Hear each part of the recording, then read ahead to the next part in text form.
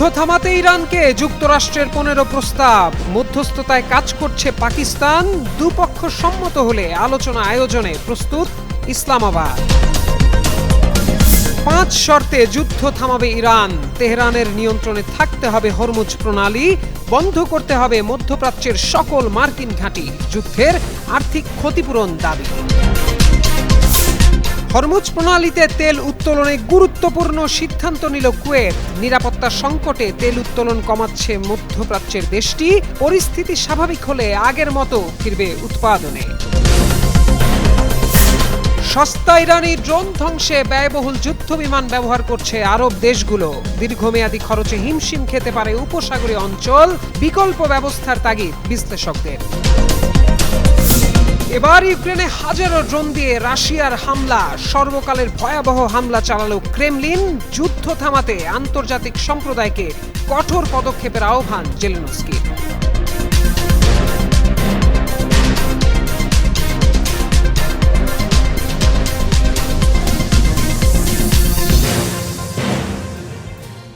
মধ্যপ্রাচ্যের চলমান সংঘাত নিরসনে ইরানের কাছে 15 দফার একটি প্রস্তাব পাঠিয়েছে যুক্তরাষ্ট্র। কূটনৈতিক সূত্রের বরাতে দ্য নিউ ইয়র্ক টাইমস জানিয়েছে, পাকিস্তানের মাধ্যমে এই প্রস্তাব তেহরানে পৌঁছানো হয়েছে। প্রস্তাবে ইরানের পারমাণবিক কর্মসূচি, ব্যালিস্টিক ক্ষেপণাস্ত্র উন্নয়ন এবং হরমুজ প্রণালীর সামুদ্রিক নিরাপত্তা নিয়ে নির্দিষ্ট পরিকল্পনা তুলে ধরা হয়েছে। সূত্র জানায়, পাকিস্তান সেনাপ্রধান আসিম মুনির এই প্রক্রিয়ায় গুরুত্বপূর্ণ মধ্যস্থতাকারী হিসেবে ভূমিকা রাখছেন। উভয় পক্ষ সম্মত হলে ইসলামাবাদ সরাসরি আলোচনার আয়োজন করতেও প্রস্তুত। এদিকে মার্কিন প্রেসিডেন্ট ডোনাল্ড ট্রাম্প দাবি করেছেন, ইরানের সঙ্গে খুব ভালো ও ফলপ্রসূ আলোচনা হয়েছে।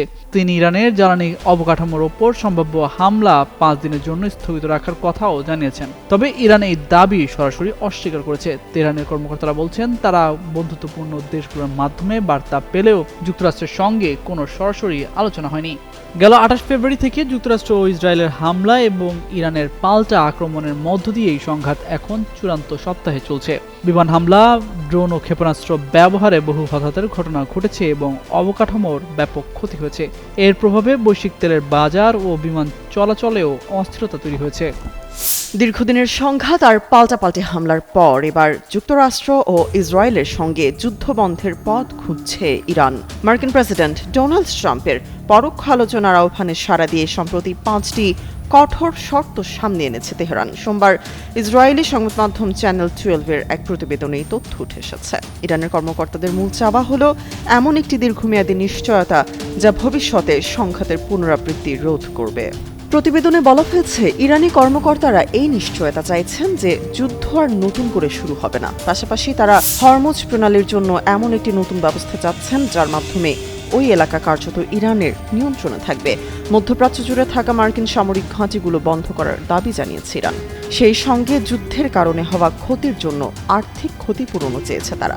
এছাড়া বিদ্বেষপূর্ণ সংবাদ মাধ্যমের বিরুদ্ধে ব্যবস্থা নিতে বলেছে ইরান। তাদের দাবি, ইরানের বিরুদ্ধে অপপ্রচার বা শত্রুভাবাপন্ন কার্যকলাপে জড়িত সংবাদ মাধ্যমের কর্মীদের বা ব্যক্তিদের তাদের কাছে হস্তান্তর করতে হবে অথবা তাদের বিরুদ্ধে বিচার বিভাগীয় ব্যবস্থা নিতে হবে। এর আগে সোমবার ট্রাম্প বলেন, ওয়াশিংটন বেশ কিছুদিন ধরে ইরানের সঙ্গে আলোচনা করছে এবং এবার ইরান বেশ গুরুত্ব দিচ্ছে।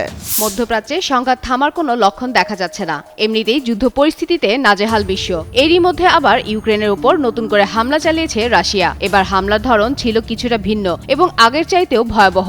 মঙ্গলবার কিয়েভ জানায়, ক্রেমলিন 24 ঘন্টার মধ্যে 948টি শাহেদ এবং অন্যান্য হামলাকারী ড্রোন দিয়ে হামলা চালিয়েছে, যা গত বছরের রুশ রেকর্ড ভেঙে দিয়েছে। দিনের বেলায় হঠাৎ করে শত শত ড্রোন ব্যবহার করে আক্রমণ চালানো হয়। ইউক্রেনের দাবি, একদিনে 550টির বেশি ড্রোন ছোড়া হয়েছে।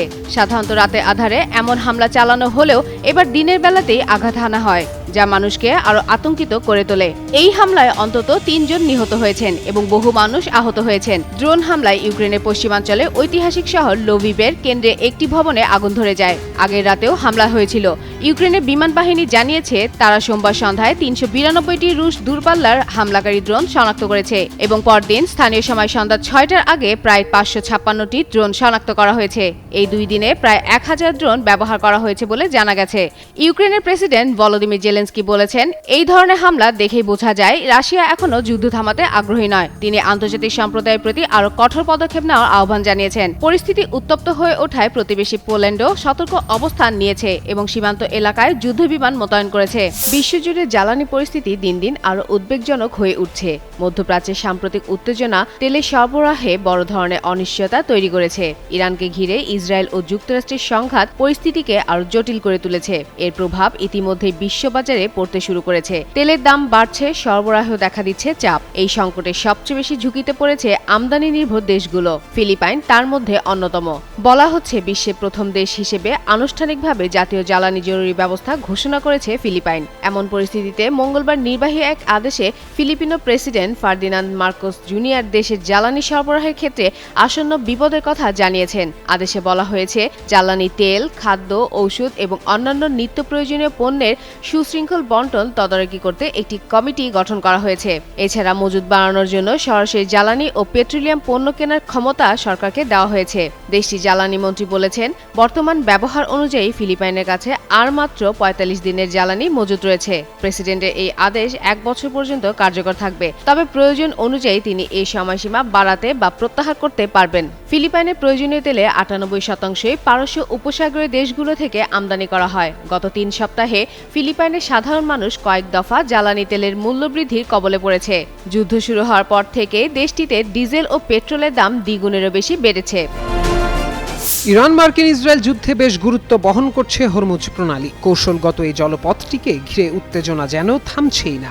এবার প্রণালীতে তেল উত্তোলন নিয়ে নতুন সিদ্ধান্ত জানিয়েছে কুয়েত। নিরাপত্তা সংকটের কারণে হরমুজ প্রণালীতে তেল উত্তোলন কমানোর সিদ্ধান্তের কথা জানিয়েছে মধ্যপ্রাচ্যের দেশটি। কুয়েতের রাষ্ট্রায়ত্ত প্রতিষ্ঠান কুয়েত পেট্রোলিয়াম কর্পোরেশন কেপিসি মঙ্গলবার এক বিবৃতিতে জানায়, কৌশলগত জলপথে জাহাজ চলাচলে ঝুঁকি বাড়ায় সাময়িকভাবে তেল উৎপাদন কমানো হচ্ছে। পরিস্থিতি স্বাভাবিক হলে আবার আগের মতো উৎপাদন শুরু হবে।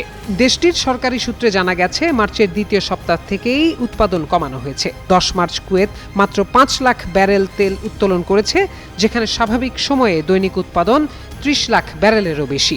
উল্লেখ্য, হরমুজ প্রণালী বিশ্ব জ্বালানি বাণিজ্যের অন্যতম গুরুত্বপূর্ণ রুট। প্রতিদিন বিশ্বের প্রায় ২০% তেল ও গ্যাসবাহী জাহাজ এই পথ ব্যবহার করে। মধ্যপ্রাচ্য মঙ্গলবার নতুনভাবে আগুনে লিপ্ত হলো। আকাশে একের পর এক ড্রোন ও ক্ষেপণাস্ত্র, শহরের উপর সতর্ক সংকেতের শব্দ আর মানুষের অস্থির চোখ, সবই এই অঞ্চলের নাজুক নিরাপত্তার ছবি ফুটিয়ে তুলছে।